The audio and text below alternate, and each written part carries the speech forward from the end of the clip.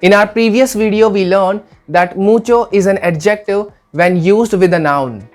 And in this video, we will learn that mucho is also an adverb when used after a verb.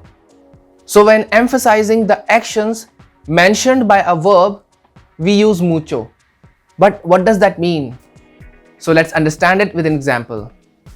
I love you very much. Te amo mucho. So as you saw, we used mucho after conjugating the verb amar. So te amo mucho. How much I love you? Te amo mucho. I love you very much. So we will always use mucho after the verb when we have to emphasize the verb.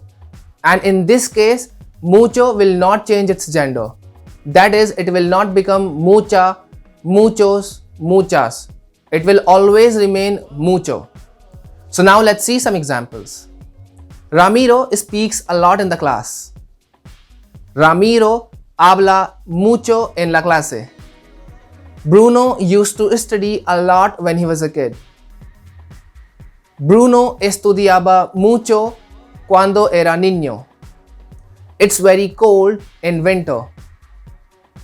Hace mucho frío en invierno. I have a lot to do. Don't disturb me. Tengo mucho para hacer. No me molestes. So as you saw, in all these sentences, we used mucho after the verb. And now as always, one sentence for you guys. This morning, Maria and Gabriel walked a lot. Ciao.